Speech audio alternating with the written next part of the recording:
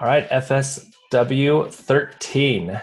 Today we're covering React composition patterns.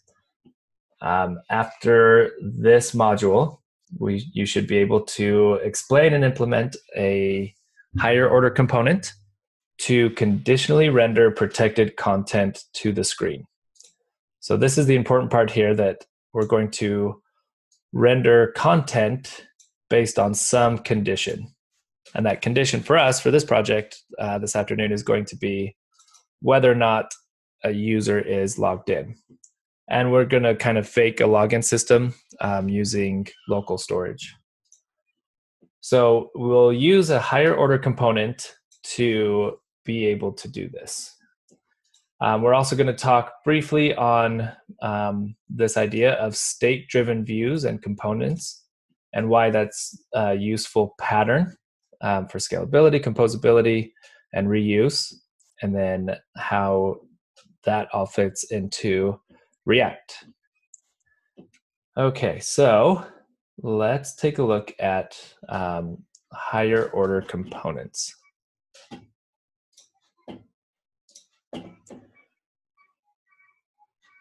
Okay, so higher order component is it's an advanced React pattern that allows us the capability of reusing component logic.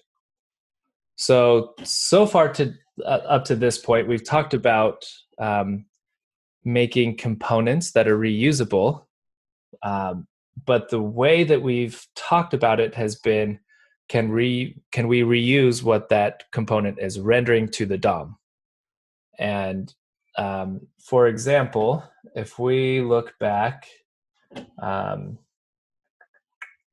let's go into last week. I think this is a really good example.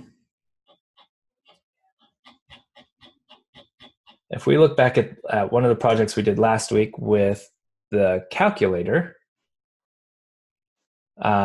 we were able to make components that were reusable in the sense that all of these buttons were generated by reusing the same component. And the reusability of that component was that it was displaying a dynamic number to the DOM, right? So we made a component that would take in a piece of text or a number as a prop, and then it would display that to the DOM.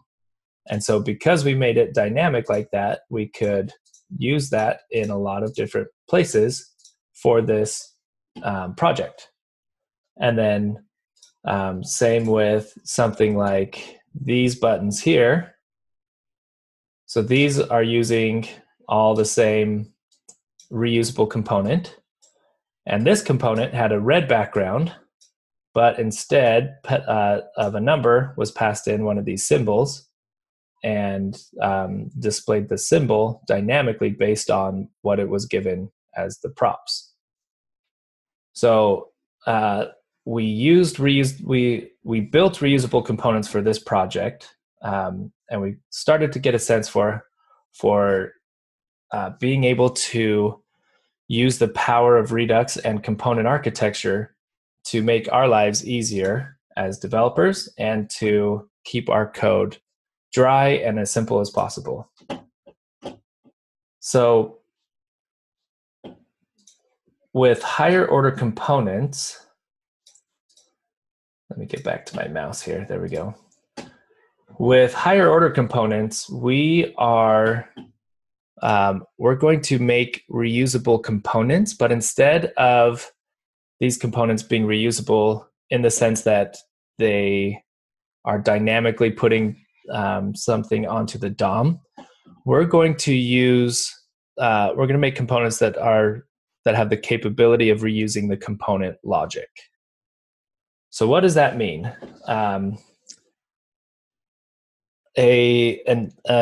higher order component is basically a function that receives a function as an argument and returns a new component. And we're going to get into this process today. But in order to start that, we have to kind of take a look at, make sure we really understand some more advanced JavaScript patterns outside of React. So so far, as we've been learning JavaScript, we've run into these cool things called functions, right? So if I have a function like this, it is going to return the number 42. I can, with ES6, I can take this same function and rewrite it like this. This is called an arrow function. Yay! We all know about these. So I can also do it like this.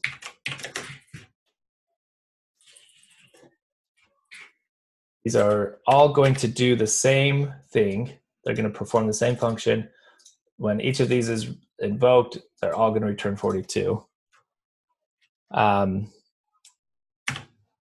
So we have to understand, this is going to be we have to understand what this syntax as we get into these higher order components. And we're going to build on this and get to the point that you can look at a higher order component and feel comfortable looking at the syntax. But we have to start from this very basic idea of the arrow function. Another function here, if we have function person that takes in a name and returns an object, this. So this is pre-ES6 right here. With an arrow function, we can pass in a name like this.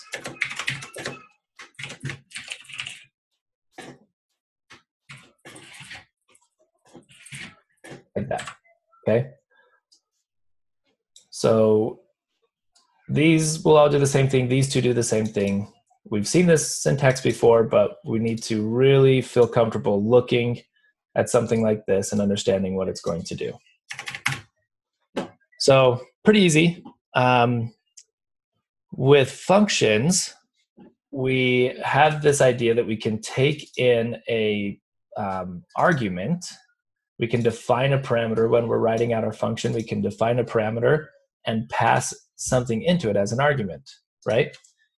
So sometimes we want to pass in a function as an argument. So let's do this.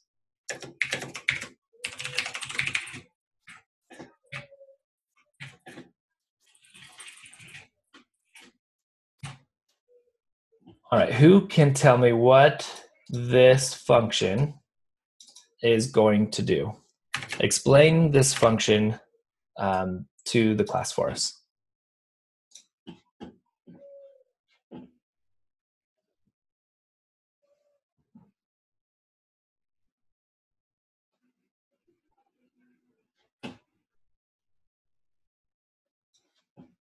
Good. Clint says it's going to invoke some func. Nice. So we're passing in a callback function, and we're going to invoke that callback function. Good. Yeah. So as soon as we invoke execute and pass in a function to it, then it will invoke that callback function. Awesome. Yep. So let's take a look at that. Let's do execute. And we're going to pass in a function. Okay, this is right here. This is valid function syntax, right? So we're passing in a function right here inside the blue as we invoke execute. And we'll just simply do alert executed. And then when we run this code, oh, it doesn't like, it wants a name. We'll just go like this real quick. As we do run. Executed. Perfect. So we passed in this function here. If I take this out and put it up here, this is a function, right? This is valid function syntax right here. So we pass that in to execute. It gets accepted as this callback function, some func, and then we invoke it, which in turn runs this alert.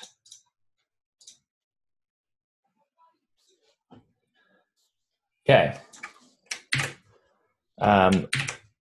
When I share this, I'll uncomment these and you can see those, but I don't want that to get in our way. Also, that is going to keep alerting if we run anything else here. So we'll keep that commented out for a minute. All right, cool. So now we've got this idea that we can pass a function in as a parameter, and you guys have studied this. It should be nothing new at this point. Let's do something a little bit different that maybe you haven't seen. So as a function as an argument. Now we're going to return a function from a function.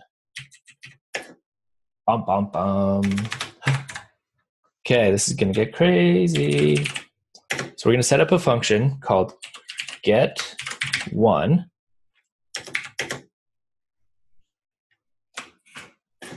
And I'm going to type it out here, and then we will, okay, so this is the beginning of our function, right? I'm going to type this out. I'm going to invoke it, and then we'll break it down and look at what's going on. So this is my function. After the arrow is what is being returned, right? So if this function is if this is the same as this function, after the arrow is what is being returned. So if I want to return a function from my function, then I just need to define a function.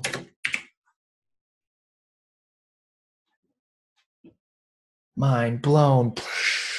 Ah, craziness. Okay. This looks crazy, but it is valid JavaScript, and it will make, if we can look at this and understand this, it will make our lives with HOCs a lot simpler. So let's invoke this, and we do it like so. 1. There we go. We returned 1 with our get1 function. All right, so let's break this down. This all looks crazy. We've got double parens going. We've got double arrow functionness happening. Let's break this down one step at a time and look at what's going on. So we've got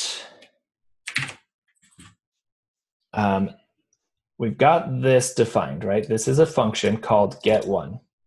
If we console log get1, what do you think? What is going to be logged? So I'll let you guess. What do you think is going to be logged here?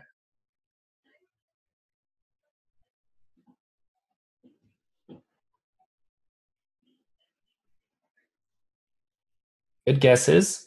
That is incorrect. There we go. Brock's got it. So it's going to return the function, or the anonymous function. Yep, it's not being invoked yet. So we're not invoking it. All we want to do is get the value of get1. Well, what's the value? What's to the right of the arrow? This right here. So we get the function get1. It's not going to print off all these, so we'll do this. Or we'll say we expect it to be this.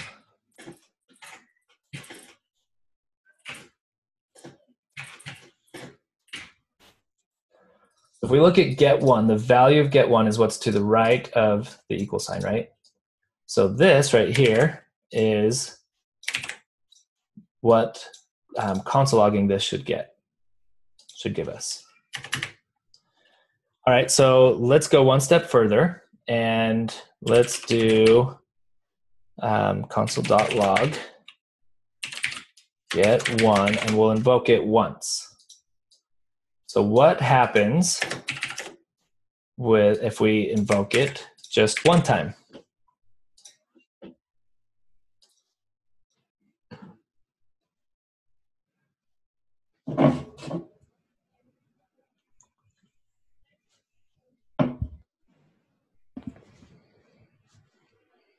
Not quite. We're not going to get one.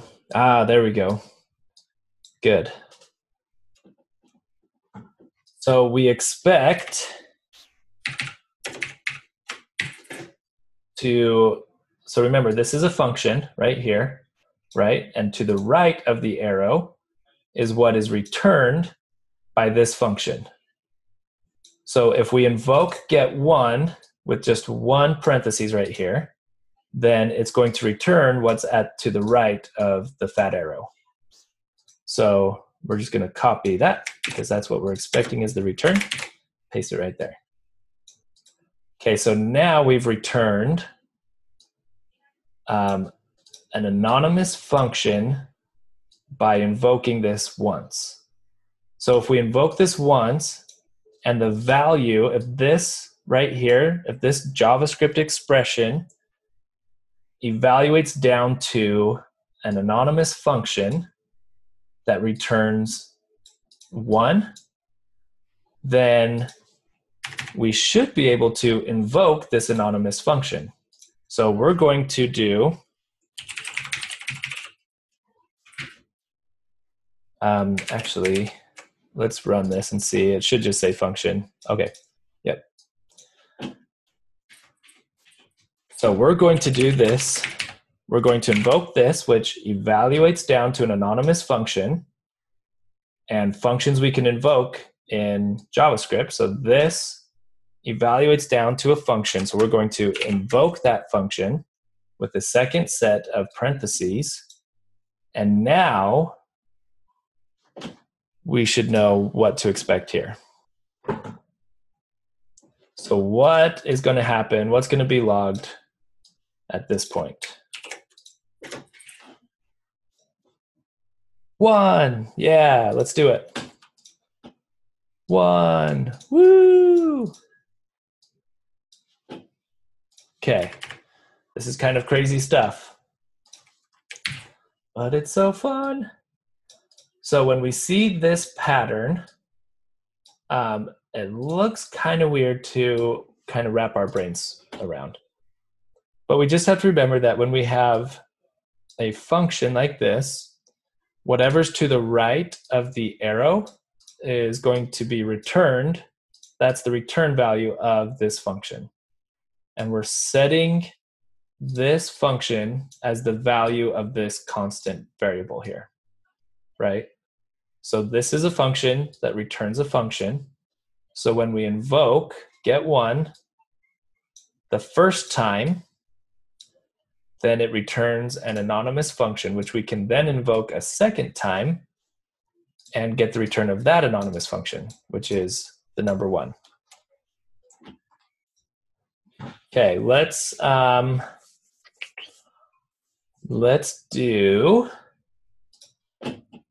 at another example to make this a little bit more practical.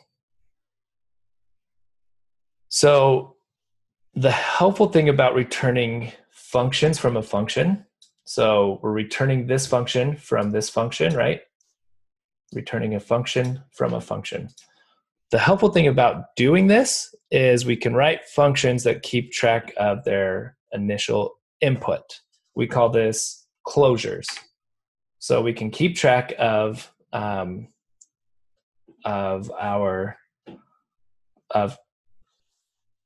higher level variables because of closures in JavaScript. So let's take a look at doing exactly that. So we're going to make a new function called multiply. And it's going to be a function that returns a function. And this function, so multiply, is going to have a parameter of x. And the function that it returns is also going to have a parameter, but we're going to call it y. And then what this returns is going to be x times y. So because of closures, this inner function has access to this variable out here, this parameter called x. So let's take a look at this. What do you expect to happen if we do multiply, if we do this?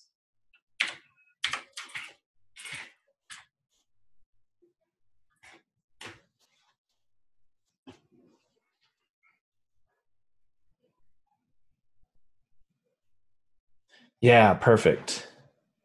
Yeah, Patrick, we'll look at this in probably in a simpler way to what you're a little bit more used to. So we'll do that in just a second. Yeah, so this is going to take in 5, and it's going to take in, the second time we invoke it, it's going to take in 20. We still have access to 5, so we're going to multiply 5 times 20, and we get 100 returned. So what does this look like if we just did it like function multiply 5 return function, or excuse me, x return function y return x times y. There we go. Does that feel a little better? This is the same as this.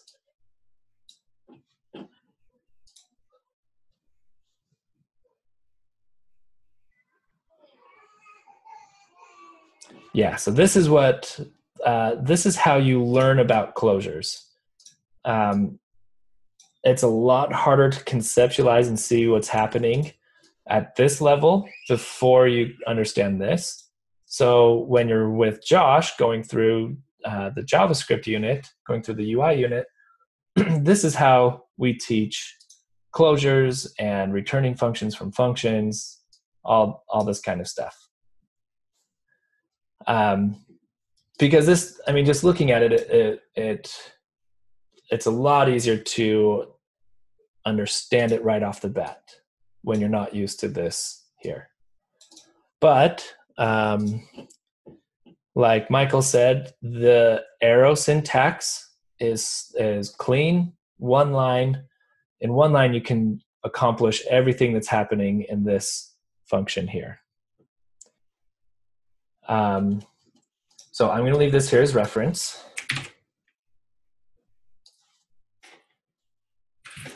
Now we're going to do some really cool stuff with this. This is going to be awesome.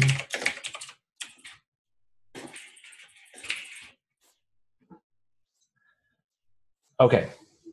Let's take this get1 function again real quick.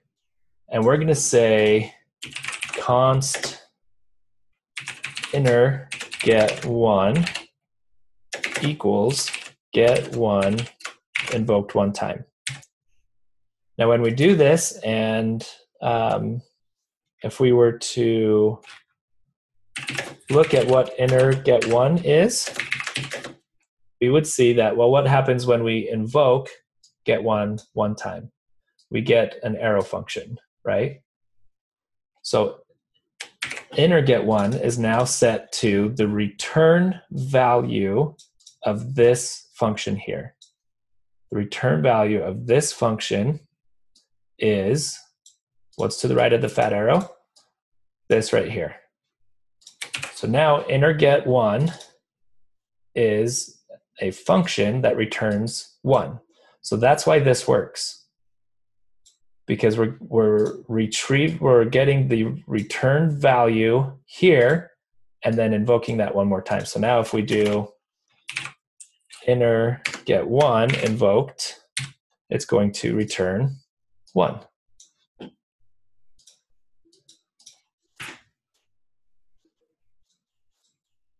Oh, so this is doing this is the same as doing this. Okay, so when we invoke a function and we set it to a variable like this, we're basically setting the value of this variable to whatever this function returns. So let's look at this in the context of our multiply function. So we're going to say const multiply by 5 equals multiply invoked with 5. So what is going to be the value of this right here?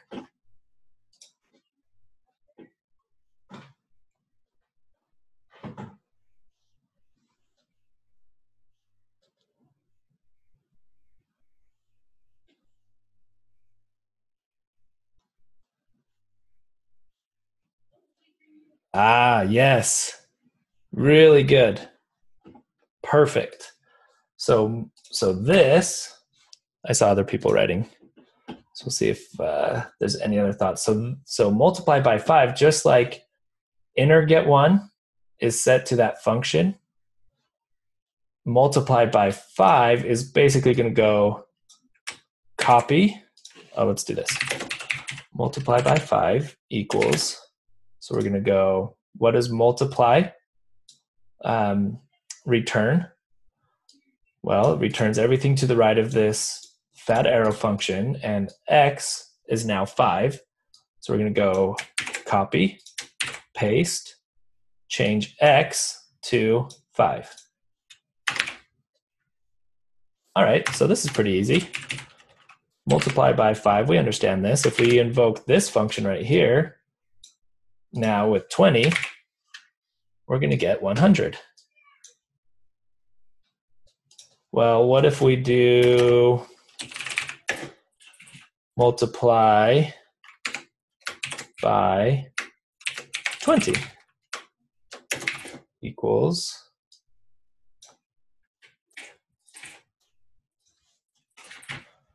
same exact thing. So we're going to say multiply by 20 equals, okay, we're invoking multiply and passing in 20 as x. What's returned by multiply? It's this, so we're to the right of the fat arrow, so we're going to copy, paste. 20 was passed in for the value of x, so we can replace x here with 20.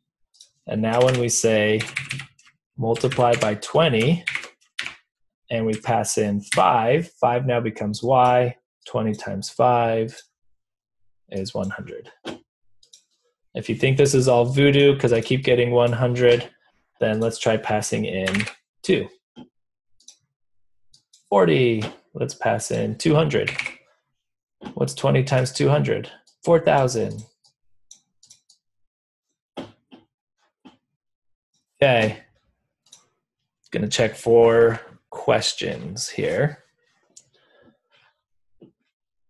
So would we be able to do something like const multiply by 5 equals?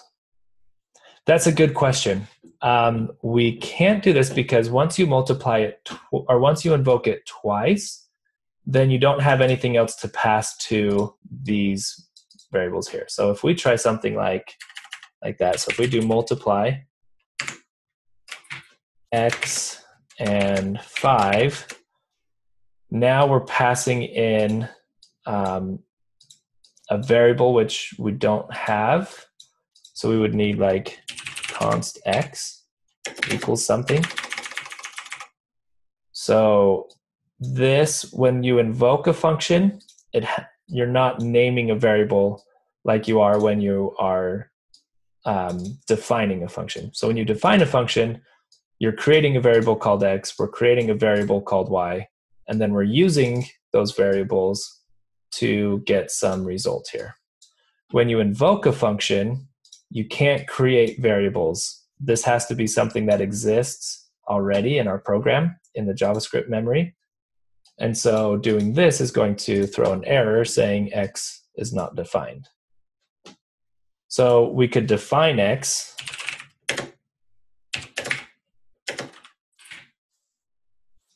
We can do that, but now it's as if we had passed in 20 here. So it's the same thing as passing in 20, but instead we're just passing in a variable with a value.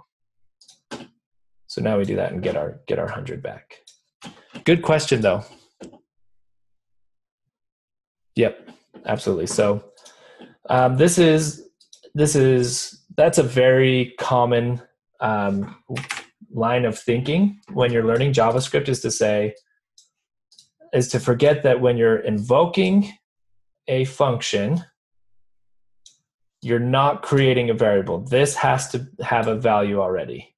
When you are defining a function like this, then you are creating a variable, and this doesn't have to have a value. This will receive its value when you invoke the function. So these two lines right here, the JavaScript engine will look at this and in the background go, okay, const x equals 20, const y equals 5. So in the background, just by passing those values in, that's happening. This is where we set the variable. This is where we set the value of the variable. So this has to be defined in our JavaScript engine. Okay, so we've got really cool use case for what we can do with this. From this point, we can just name any new variable, some multiplied by whatever variable. We could do multiply by 1,000 and just pass in 1,000. And then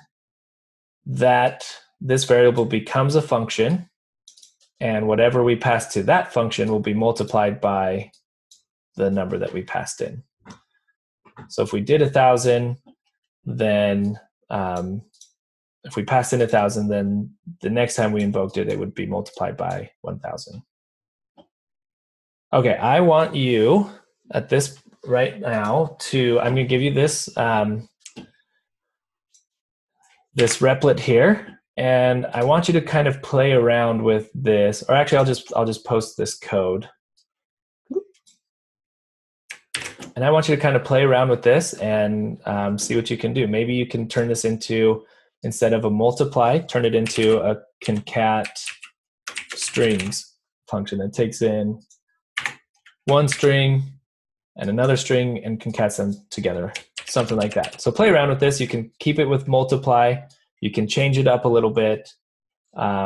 Just play around with the values a little bit. Open up a replit and see what you can do. I'm going to give you about 8 to 10 minutes. We'll go 10 minutes to let you kind of play around with this.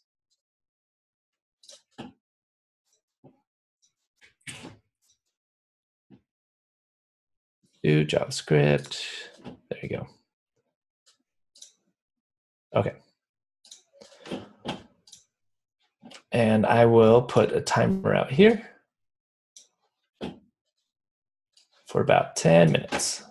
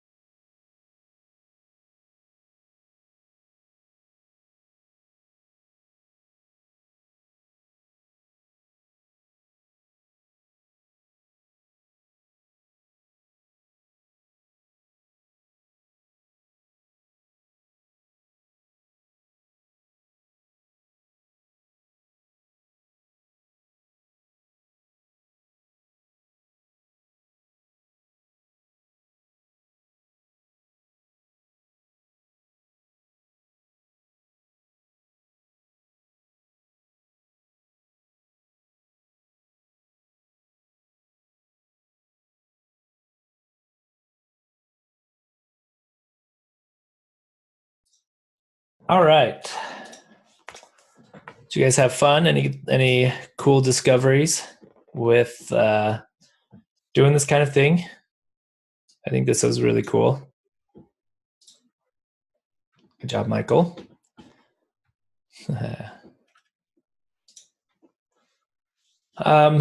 We're going to transition a little bit and look at what is called higher order functions.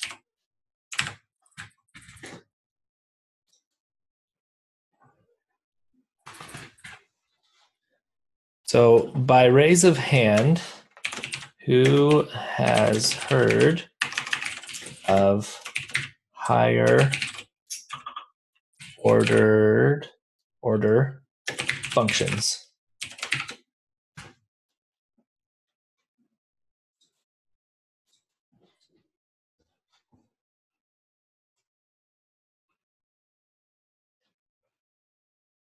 Good. Yep. You got to think back to your JavaScript days with Josh. Think back to when you were learning about callbacks, because they are mentioned, and we put a name to these functions called, and we name them higher order functions. But we sometimes forget that that's what these functions are. So some examples in ES6 are .map,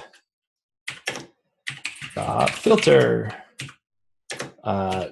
.reduce, .find.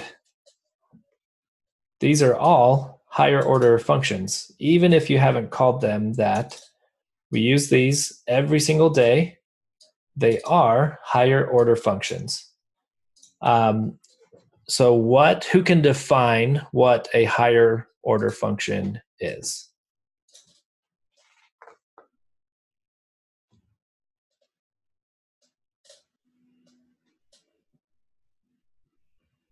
Yep, well, yeah, it's technically a method. It can be just a regular function, though. It doesn't have to be something on a method on an object. But yeah, it's a function that takes a function as an argument. Good. Gets another function as the parameter. Args. Perfect. So we talked about these a little bit up here, right? Let's see. Pass in a function as an argument. So this execute right here is a higher order function. It takes in a function as an argument. So if we do something like const numbers equals an array of 1, 2, 3, 4, 5, 6, 7, 8, 9. We'll stop at 9. If we have this array and we do const new numbers equals numbers dot map. Oh, let's see. Now I know what you were saying. Who had said this? Clint. Yes. So these specifically are methods. These are array methods. I'm sorry. I see what you were saying there. I apologize. Higher order functions themselves don't have to be methods, but these examples that we wrote out are methods on the arrays, on an array. So if we take this, and if we're saying that map is a higher order function, then by definition we have to pass in a function as an argument, right? With arrow syntax, we don't need, if it's a one-liner, we don't need the curly braces. So right here, we're passing in a function to map. And this function takes in one number at a time. So it's going to loop through this array and take in one number at a time. So we're going to call this number, and we're going to return number times, oh, not number, num, times 2. And then when we do that, we get an array returned back to us. Oh, let's do new numbers. We get an array returned back to us of all these numbers times 2, right? So when you're using .map, when you're using .filter, any of these higher order functions, just remember that all it's doing is taking in a function and as a callback, as an argument. So this callback function is going to be called back for every single item in this array. Okay. Higher order functions simply take in a function as an argument. Or, as you guys learned, this would be called a callback function. In fact, we can do this, const callback equals, we'll pull this out, we'll go x, v. Now we can just pass in callback. And this is perfectly valid. We're going to get the same result out here.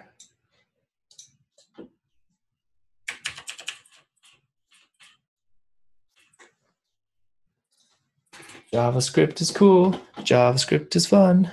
Woo-hoo! Okay, so we're going to now take everything that we've learned right here, and we're going to define what a higher order component is.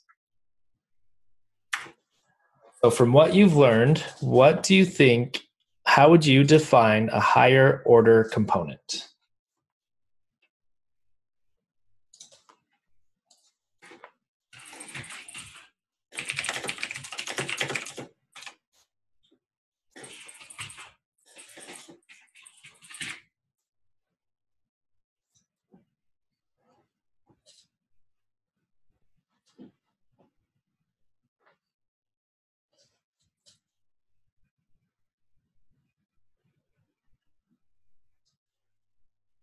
Nice.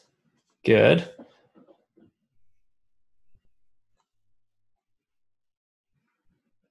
Ooh, I like that. Ingests another component. Okay, you guys are really close. I really like what you're saying. We're going to say a higher order component is a function, because remember in JavaScript, in React,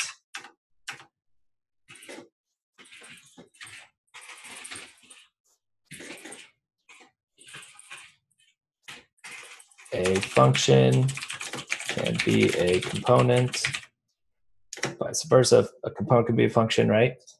So a higher order component is a function that takes in a component as an argument. It's a little bit of a loaded question, but you guys, you answered it perfectly. Now, there's one more piece to having a higher order component. So a function, we'll call this a functional component. So a functional component has to display something, right? It has to do something. It has to return something out of it for us to use, especially when we want to have a reusable higher order component. So the second part of this is that it returns a component. So part one, a higher order component, the first part of it is that our first requirement is that it is a functional component that takes in a component as an argument. And the second requirement is that it returns a component. So this is, if you can kind of conceptualize this a little bit in your mind, and think about a function that is, wait for it, ingesting another component, taking that in as an argument. Then inside our higher order component, we can now apply some logic to this component that's being passed in. So we're going to take in a component that's passed in, we're going to apply some JavaScript logic to it, and we're going to return a new, more functional, or a new component that has greater functionality. And that functionality that we're applying to it, that extra functionality we're applying to it, can be applied to any function, any component that we pass in. So at the beginning, we said, we said this.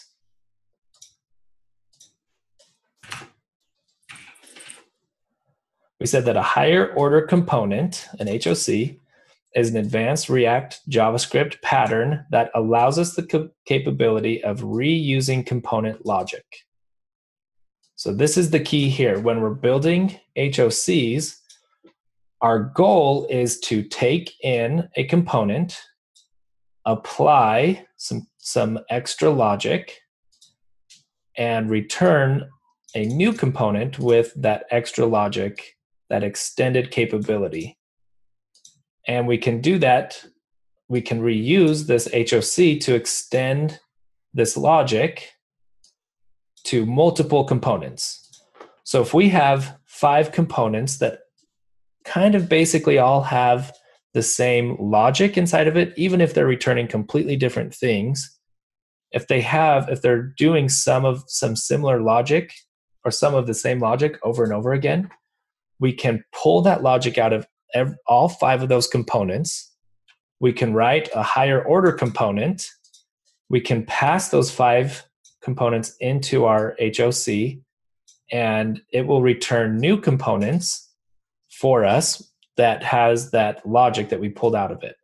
So now we're writing the logic one time, passing in our 5 smaller components that don't have that logic anymore, and we return a component that has that logic built into it.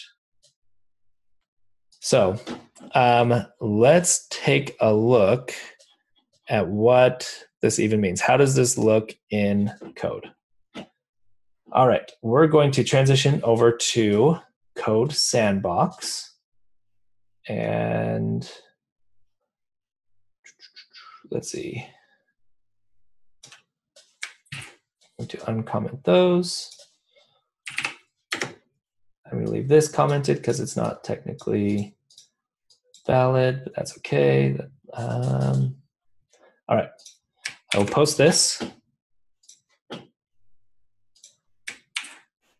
here. Awesome, this looks good. Yeah, cool. Okay, so let's do,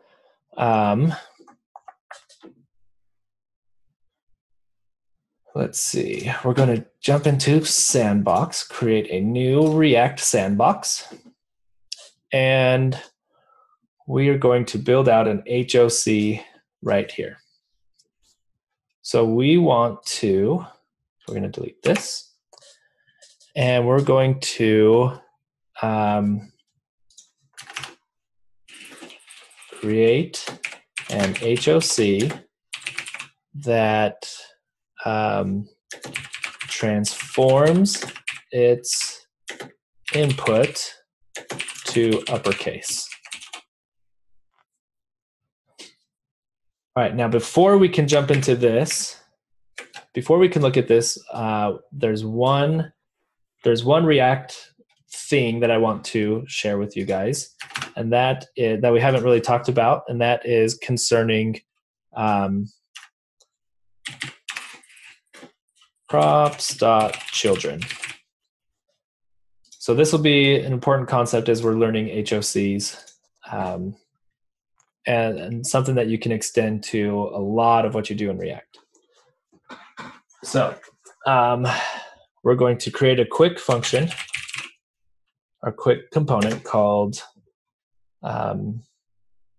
let's call it title. We'll capitalize it because that's the convention. And title is going to take in props. And then it's going to return an H1. Now we're going to do something kind of cool. We're going to render inside here props.children. This is kind of crazy. Okay, and then up here, we're going to do title. And we're not going to pass, you would think that we would do this, right? Children equals something. We're not, because props.children is reserved. It's already passed to every component. What it is what is passed in, children is what's passed in between our opening element here and our closing tag here. So if we type something in here, this is a neat title. Boom, we get that right here. So this is a cool trick and very, very useful. We have props.children passed to our component here, and children is whatever is inside this tag, which makes sense because if we have, if we're talking about HTML hierarchy, this would be a parent element to what's inside it, right? So this div is a parent element to this title. So this title element is a child element of this div. So what is the child element of title? Well, it's whatever's in between the two, the opening and closing tag. So props.children, kind of a neat thing. Let's take a look at it under the hood here a little bit. React. Okay, so if we click on title, we see that we have props.children available right here. If we pass in something else, so some prop, we'll do, I don't know, an array of hello world, and we save that and we look back at this. Now we have two props. We've got children and we've got some prop, even though on our element tag, we've only defined one prop here. This is working because we're passing this in between the opening tag and the closing tag.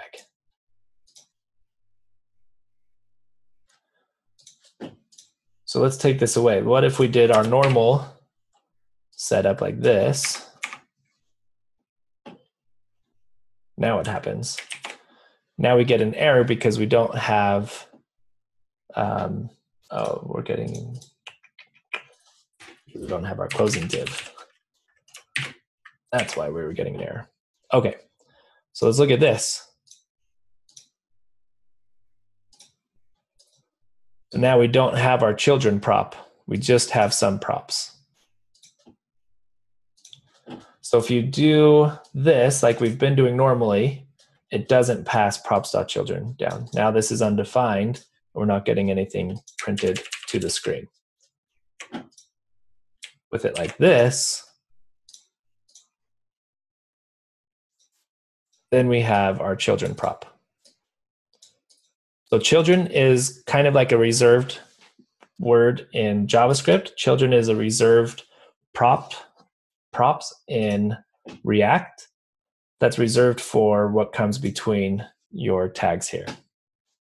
I'm going to see if we have any questions on props.children before we make our HOC.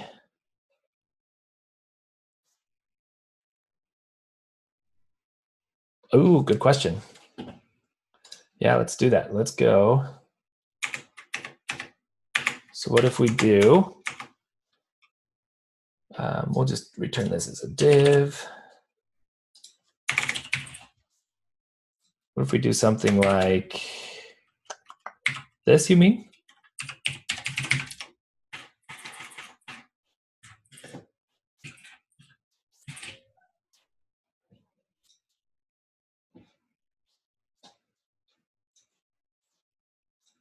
What if we do something like,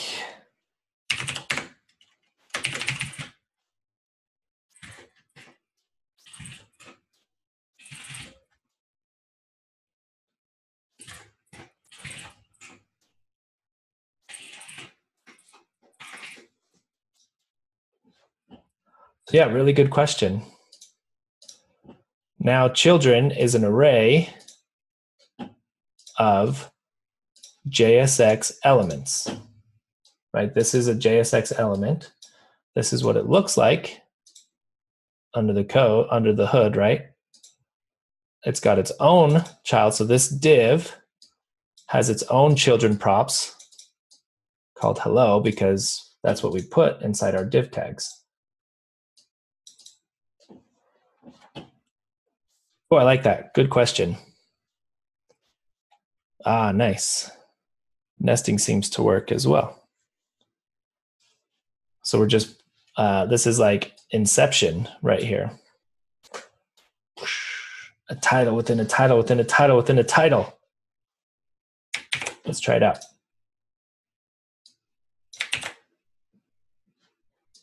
Big. Change this back to an H1. Boom. That's cool.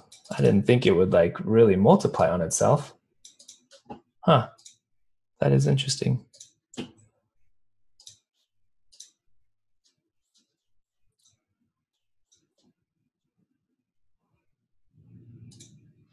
So if we look at HTML, the HTML for this, we see an H1 wrapped inside an H1, inside an H1, inside an H1. I have never tried this and did not know that it was going to do that. Thank you, Tom.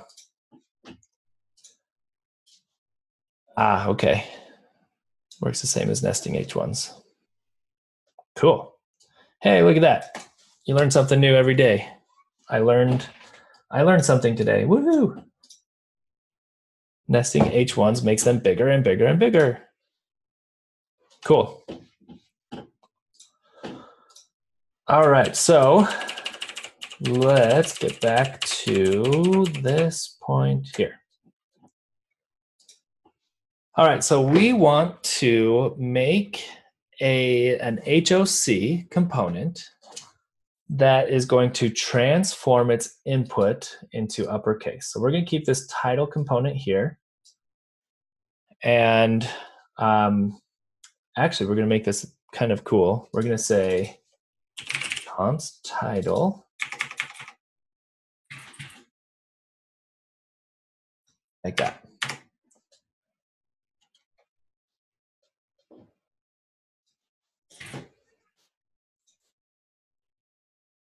So this is the same as what we were just looking at just a second ago.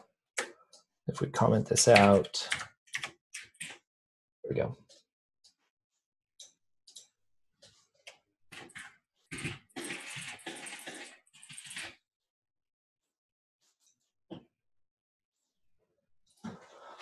All right, so we've got our title here. We're going to make a higher order component called yell, and it's going to be just like we've been looking at.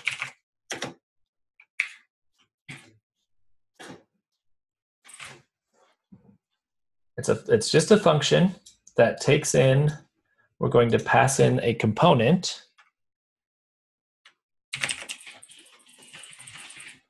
So this is, we get to name this, right?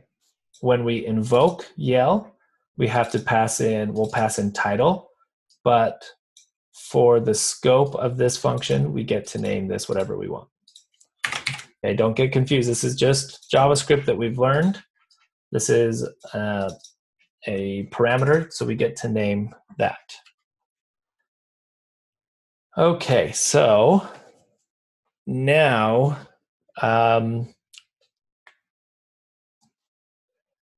now we've got this. So we want to return a function, right? A component. So we've got a functional component right here that returns another component.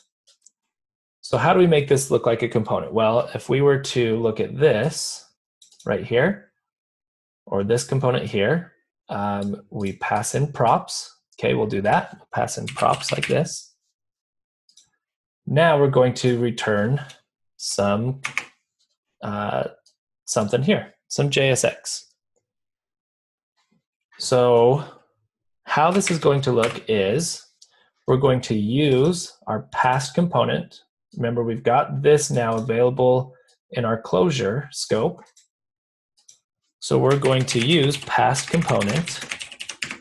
This is why I capitalized the first letter, because in Java or in React, we capitalize the first letter of components. We're going to return this JSX out of here. And we're going to do this. Close that. Okay. Inside our past component, we're going to take props.children .to uppercase and invoke that. And then since we're yelling, we'll add an exclamation point. So we got to take out our exclamation point here.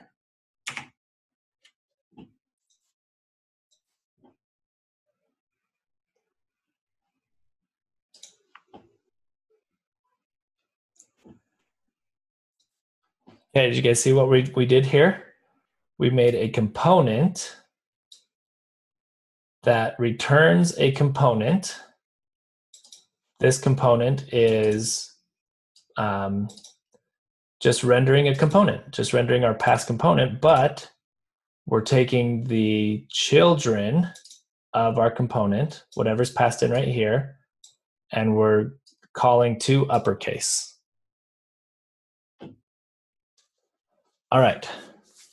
Now, to tie this all in together, because we haven't invoked yell, we haven't passed anything in yet. So it's assign a value. I need to see, we're going to get an error here. There, since we didn't return, we weren't returning something. Okay. All right, let's tie this in together. The tie-in is when we set, we're going to create a new variable and a new component like this.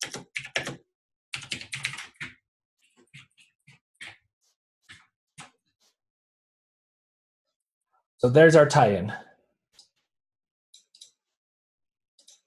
So tell me what is angry title and what do we do with angry title?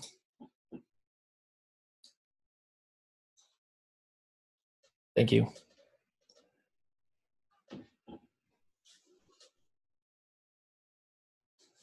So what is angry title? And what are we going to do with angry title? Ooh, not quite. The HOC in this case is yell.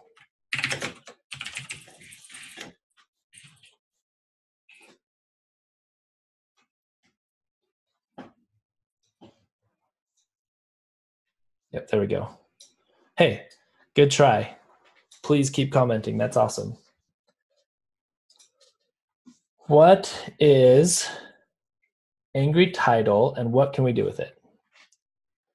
So it is invoking yell and using title, passing title as the pass component. Yes. Yeah. So angry title, if we type it out, actually, let's move this down.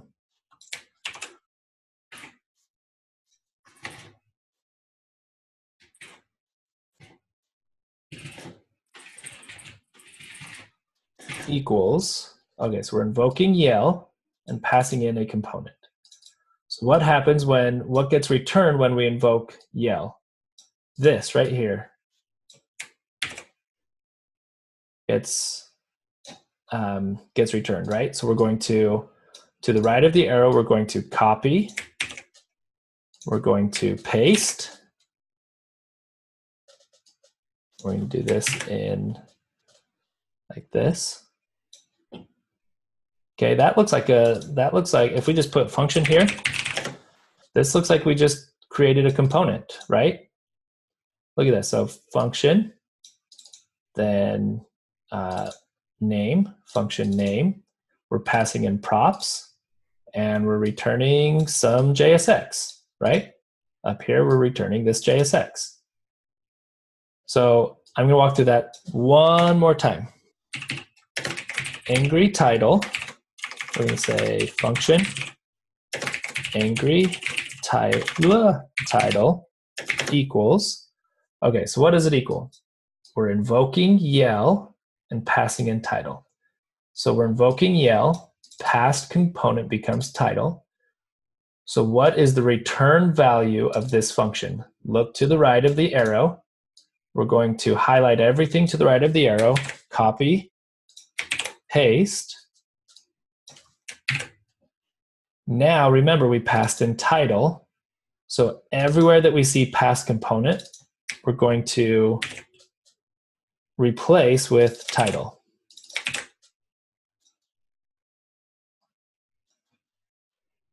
Okay, so we'll call this pretend angry title so we don't have to comment it out. So we have title. We know exactly what title is doing because we're using it right here. It's just returning its children in an H1 tag. So if we look at this, it's pretty easy to see what this is going to do, right? If we put pretend angry title up here, it would take in props.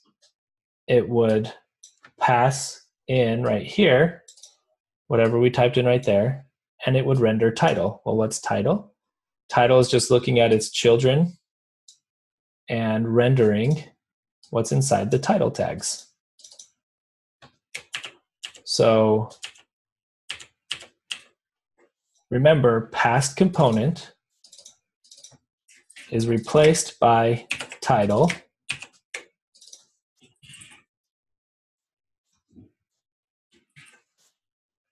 And now we have a good look at what angry title is. Angry title is this right here. When we invoke yell with title. Okay, I'm going to walk through that one more time, a little bit quicker. So what is angry title?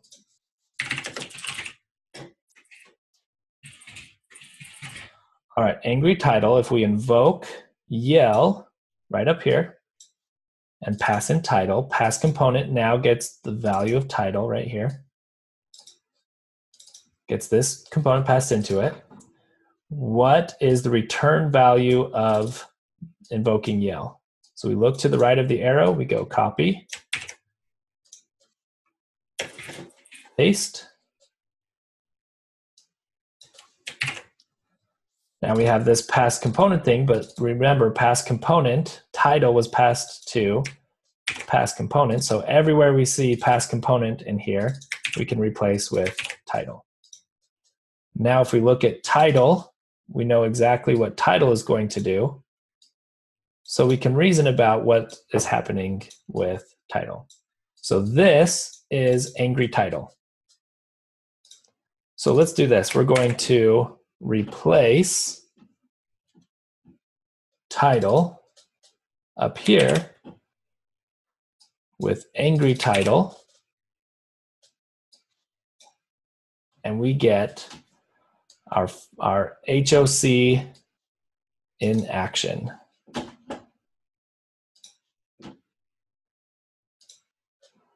Okay, I want to see some major mind-blown emojis.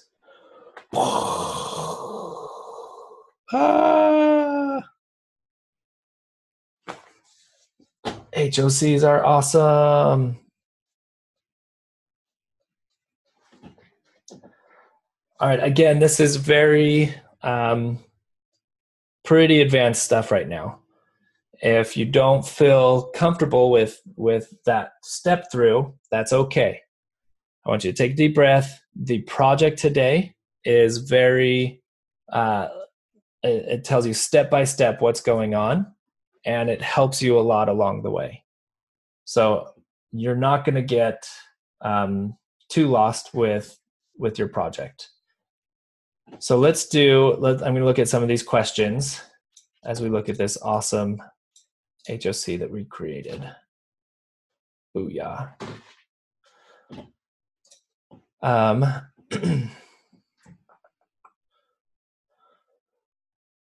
So we've got just some comments on what we're doing. This is really close, Joseph. Angry title isn't what we can, how did you say that? So a function we can reference to get the functionality we want from the component stack. Yeah, but I don't want you guys to confuse this with the actual HOC. The actual HOC, the higher order component that is actually extending some sort of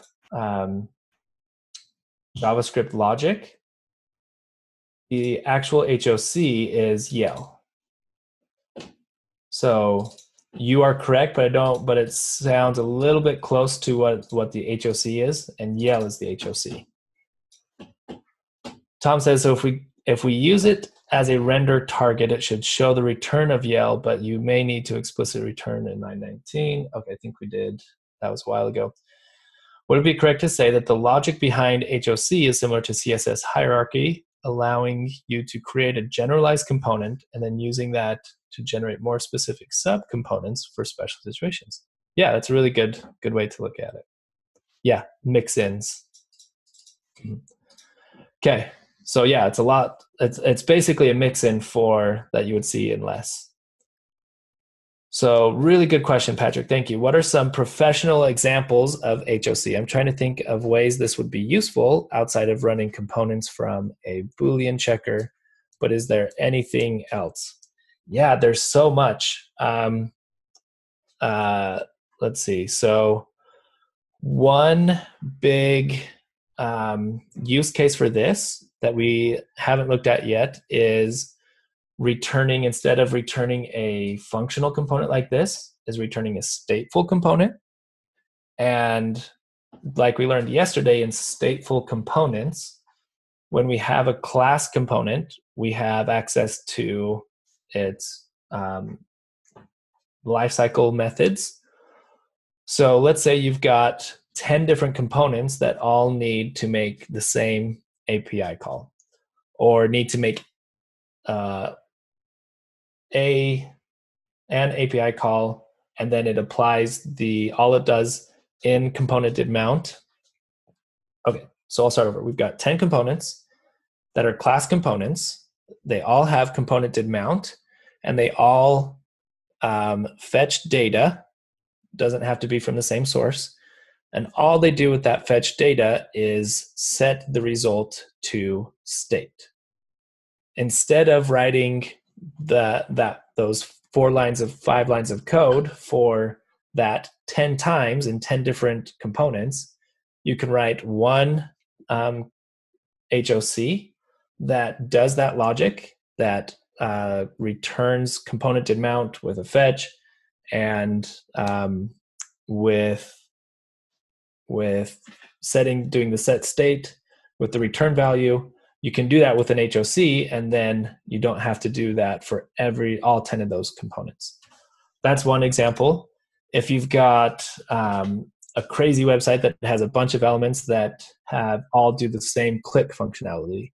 So you click on something and it invokes just a method passed down on props. Instead of setting that all up in tons of different smaller components, you can pass all of those through an HOC and handle the on-click logic once inside your HOC and extend that functionality through your HOC to all those different components. But as you stated, probably the highest use case for this is conditional rendering.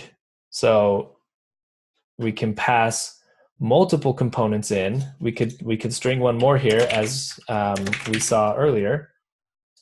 We can pass multiple components in, and we'll say something like, if some condition is true, render pass component, else render second component. So this works. We're just adding one extra little function invocation along the way here.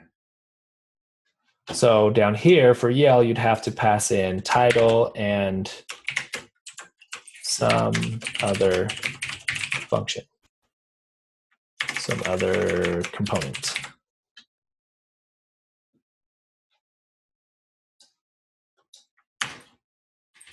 Let me get this back to where we have a good working example.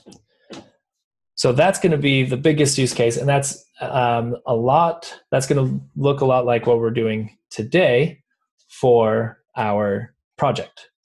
Is you'll have a second component passed in, and you'll need to invoke your HOC twice and pass in that second component here.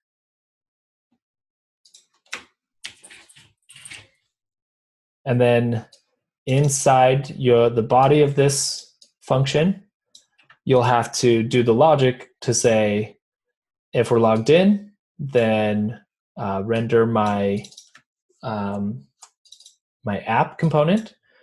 If we're not logged in, render my login component.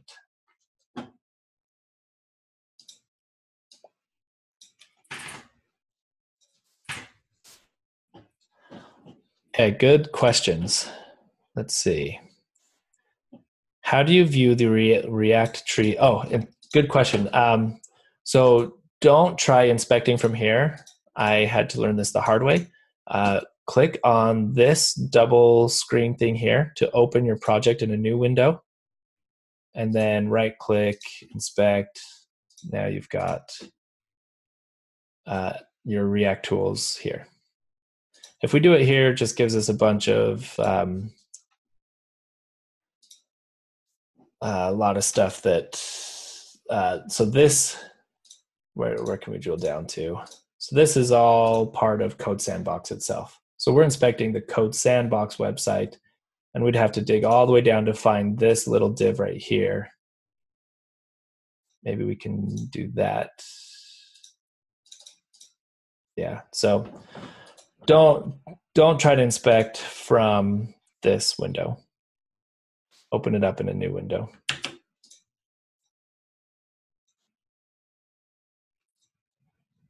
Now it's still trying to, it's stuck on that.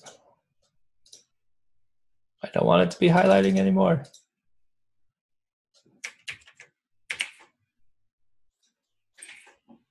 Stop it.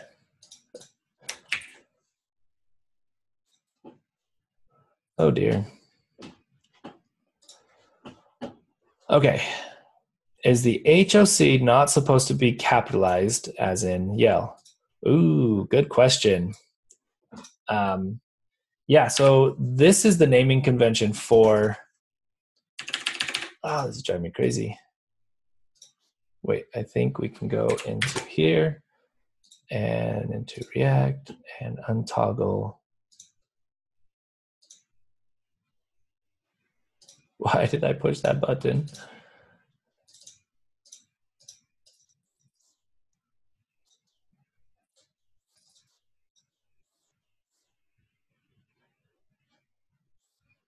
Okay, that is a weird bug.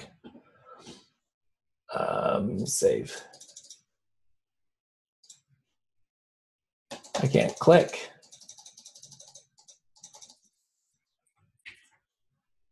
Okay, it's saved. Refresh. Oh. Whew. All right, back to what we were talking about. Why is the HOC not capitalized? So with HOCs, let's look this up. HOC naming convention. So HOCs,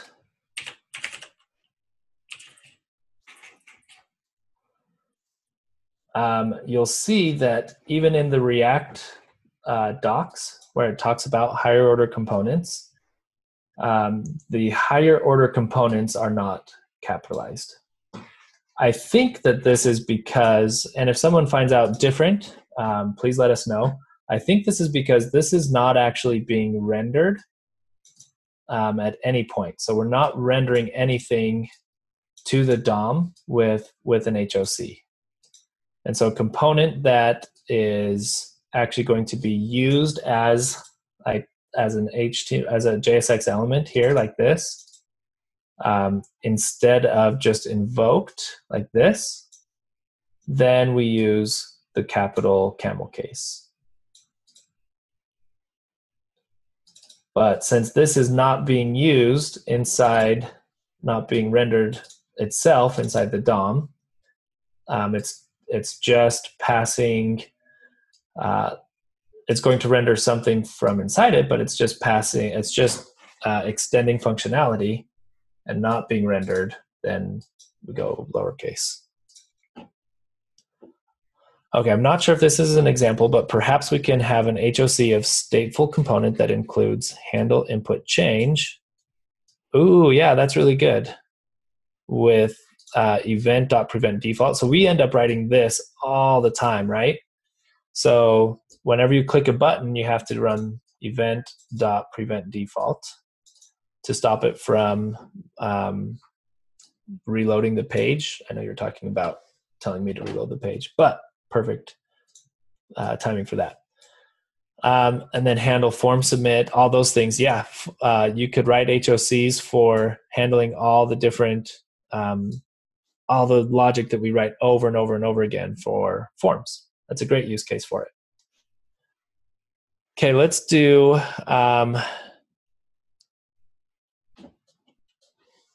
let's see. I'm going to share this with you guys, and I want you to see if you can. Well, let's do one more example real quick. We're just going to pass in. We're going to do this one more time, and invoke something else up here, and then I'm going to have you guys practice making your own HOC, and we'll talk about it real quick. So our lesson will probably go maybe about 10 minutes over, but not too much. So real fast, I want to show you that this is reusable. So we're going to go const angry subtitle equals yell, and we're going to pass in we'll say this is a second title so we can reuse title again.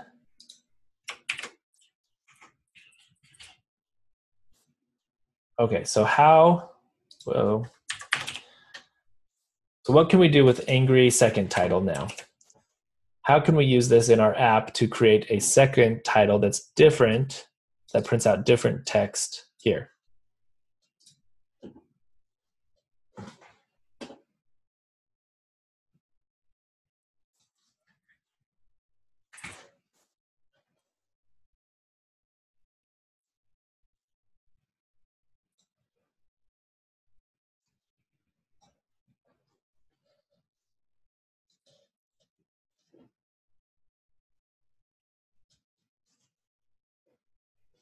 Nice.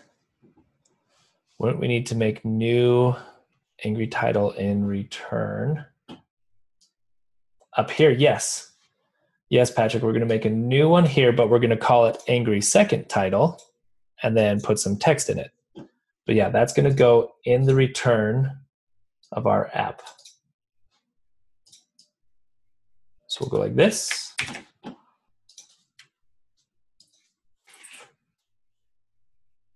Boom. Don't even need to capitalize because it does it for us. Cool. Angry third title.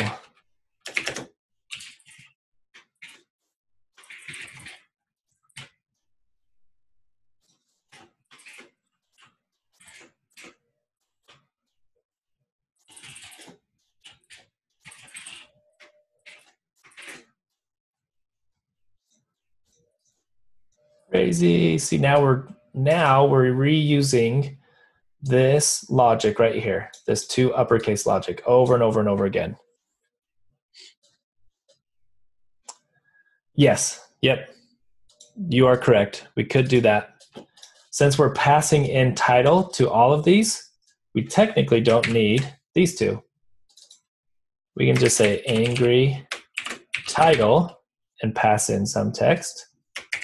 Angry title and pass in more yelling.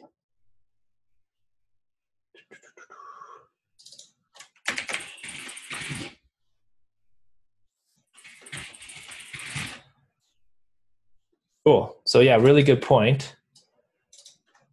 And now I see what you're saying, Patrick. Good job. So yeah, let's do this. Let's copy this, and we will do the subtitle. So we'll make this an H4. Actually, we'll do an H3. And we'll make a subtitle component. Now, if we do angry subtitle, and we pass in subtitle, now we can reuse angry subtitle over and over again to make angry subtitles.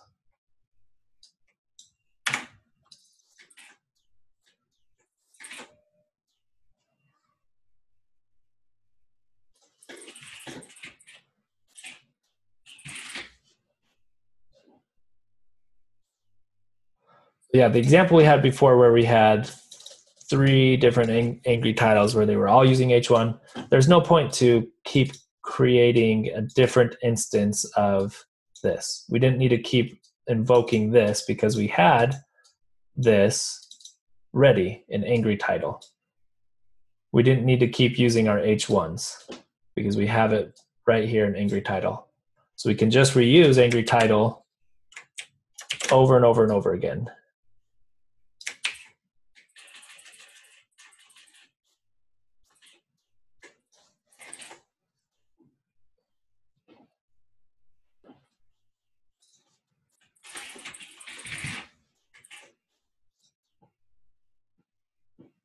Cool. More yelling. Yes. All right, we'll wait for last comments to come in. While we do that, I'm going to pass this to you guys. And let's see, we can take that away. Let's see, so can just use angry title. Smiley. Okay, angry title, cool. All right. Are you sure? Because I have a really long 15-minute answer for your question. Yes, so there is a function in a higher order function in Redux called connect that we're going to learn about next week. That is a higher order component. Okay, I want you guys to write an HOC that reverses its input.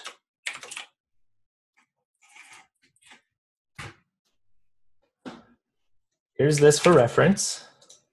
You can fork this and work off of it. You can create your own. I would probably suggest creating your own sandbox and starting from scratch, and then just looking at this for a reference. It's going to look very similar to all of this, but instead of to upper text, you're going to reverse the input.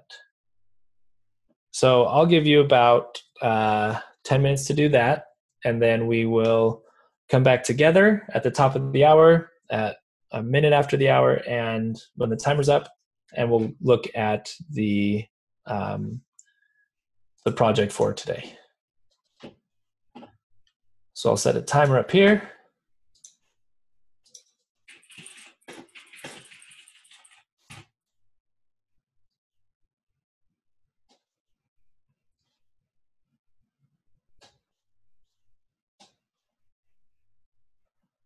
And we'll see you guys back in about 10 minutes.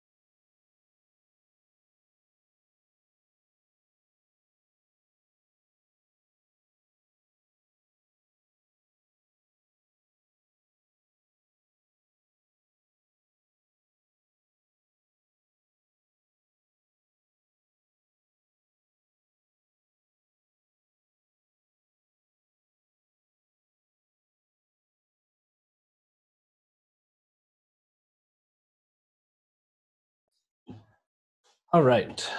There was a question that I saw earlier that I didn't see before we started our time right there. So that is, let's see, can't we reuse angry title instead of having angry subtitle? We could. We could be a little bit smarter about this since the functionality that we're trying to extend is just uppercasing.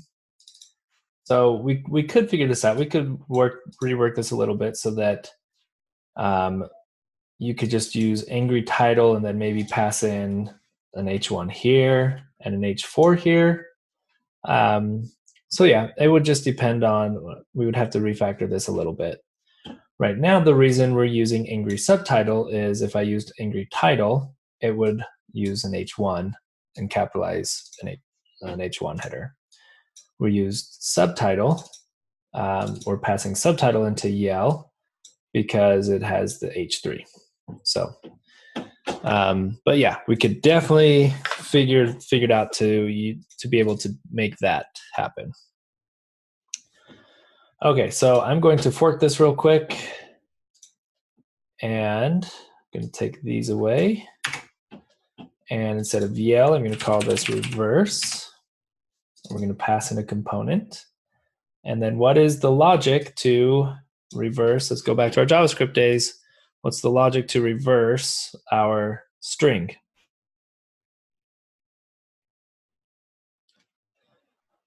Good question. So Alejandro, while those are coming in, if you don't implicitly return here, if you do brackets like this, and then do some JavaScript stuff here, and then return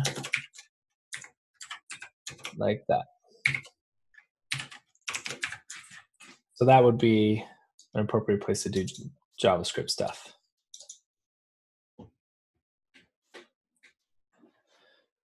Okay, so let's see. Perfect. Good.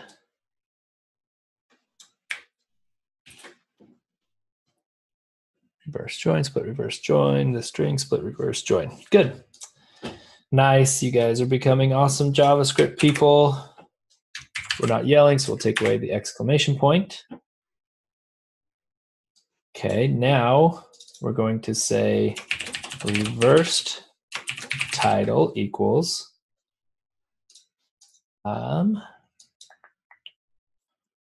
children. Good.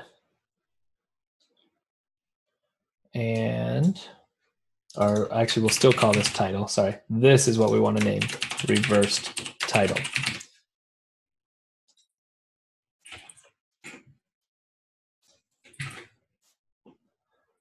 Okay, so we'll use, so let's talk about this since I just kind of flew through that real quick. So we refactored it. Our HOC is reverse. It's receiving a pass component, or a component. It's being passed a component, and it's going to return a component, a functional component here. Remember, we can't return a class component. So if that were the case, we would use brackets and do class extends, blah, blah, blah.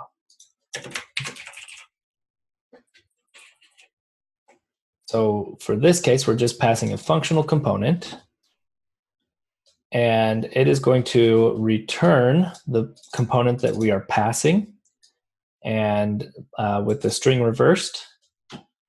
So then we set a new constant called reversed title, and we pass title through our HOC. Once our HOC is done with it, then it will have reversed. We will have a reversed title,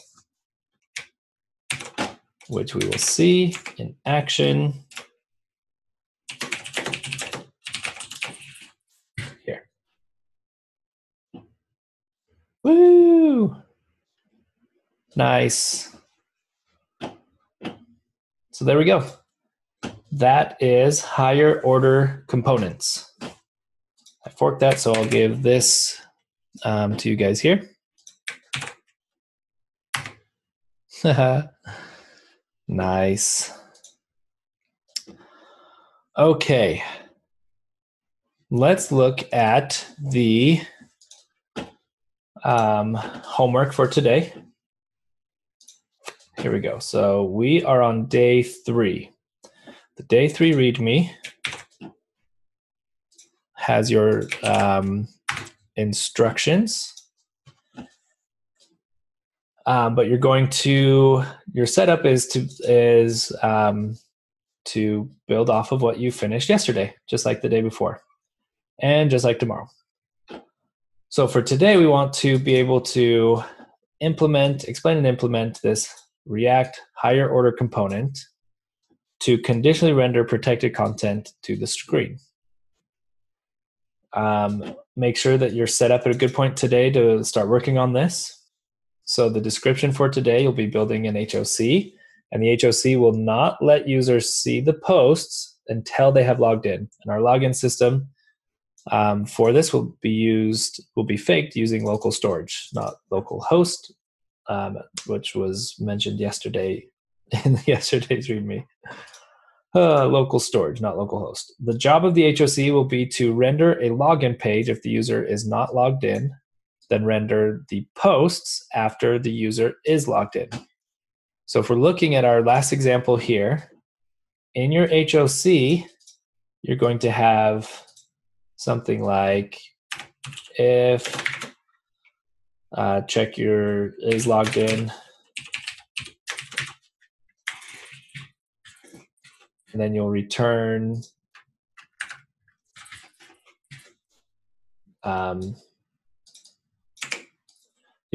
your posts.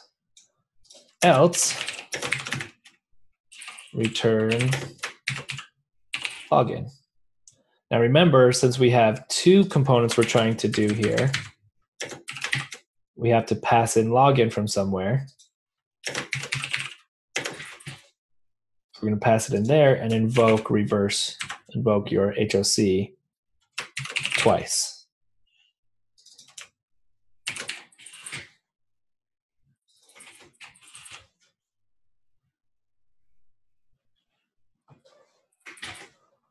Screenshot this. Even though this is weird, reverse, yeah, there's a few things kind of weird in here. But since we talked about it, I want to give you that reference point.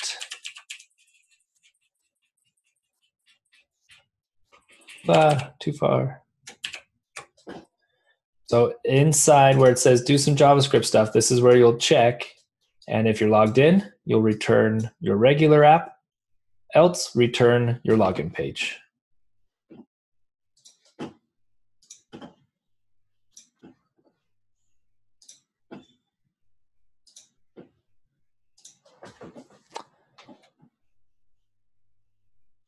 So if we go back to that and look at that question, it says, so the props from the past component and second get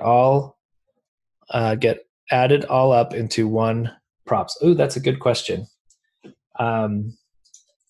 So the props that are passed, I believe we actually talk about this in the instructions.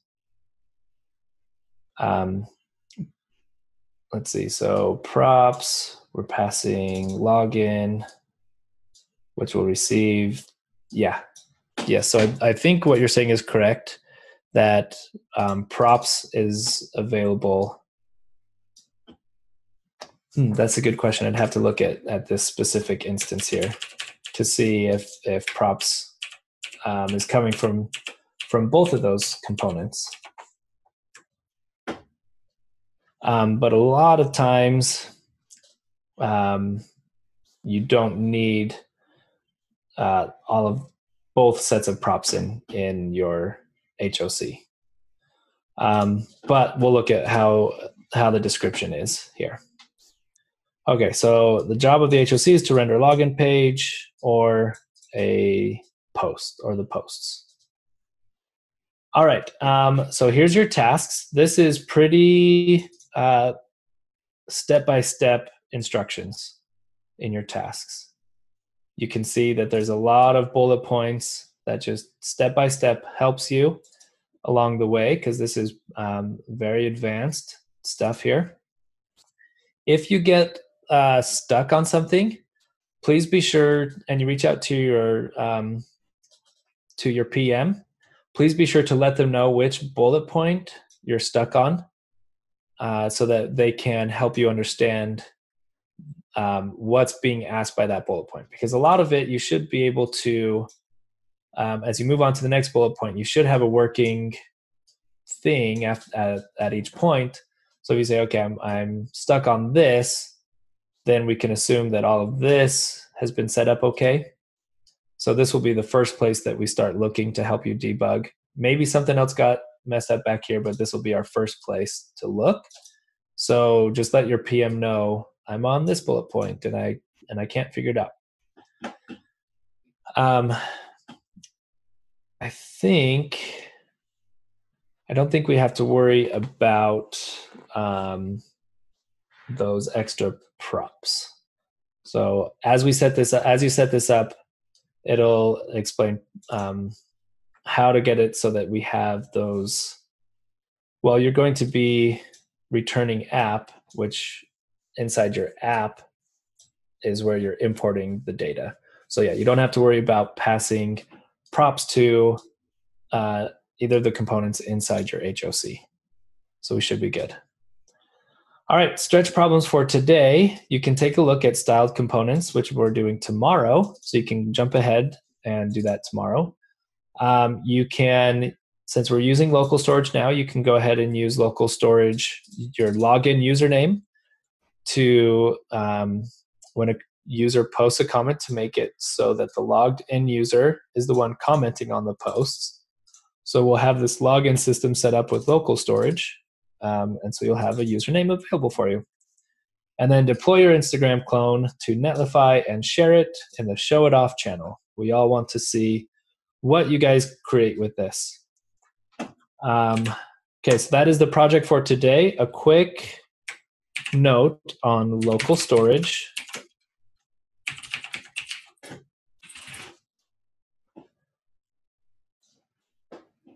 So local storage is an API, a window API inside our browser. And you can call 3 different methods off of local storage, actually 4. So you can do local storage.setItem. And then how this works is you pass a key and a value. So when you're setting an item, like a login authentication, so you could say username and then pass in the username here. Then when you go to get your item, when you do local storage.getItem, you just pass in the key and it returns the value. And then if you want to build a logout system, a logout button, then you can simply remove your username from local storage, and it will remove that from local storage.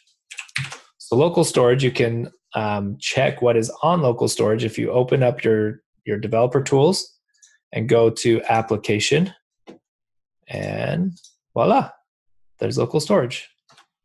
So if we do something like, if I pull up my console here and I go, oh, come on, local storage dot set item, and we'll pass in like a username, and we'll say the username is Dustin, and we hit enter. We now have this key value pair inside local storage. Be careful because it's not an object, it's not a JavaScript object, but we still call it key value pair. So somewhere in my code, I'm going to check for whatever my key is, whether you set it as username or not. I'm going to check that. So if I do something like, if I want to set this to a Boolean, I can check to see if I'm logged in by something like this. if I were to do the same thing, if I delete, come into my dev tools and delete username, then actually we'll remove item. So we've got it back in there. Let's do remove item. Now it's gone. So now if I run this again to see if we have username, false. Okay, so double exclamation points means change this into a Boolean value. And the Boolean value when it's not there, when it can't find it, is false. So that's a quick tutorial on local storage. And you can use it right in your React code just by simply typing out local storage.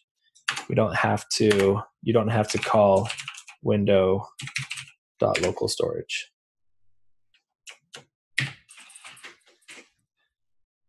Okay. All right. Again, this is advanced stuff, but the project walks you through one step at a time.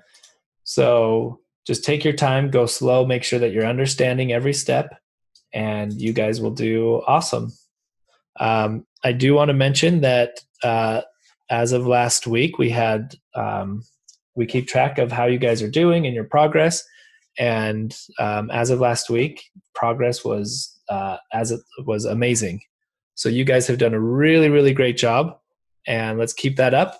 I think the reason that this class as a whole is doing so well is because you guys are constantly reaching out and helping each other, and constantly reaching out to your PMs, and they're helping you. You have a great set of PMs, so keep it up. Keep up the good communication, and just remember we're here to help you guys. So good luck today, and let us know what we can do to help you with HOCs. Thanks, guys.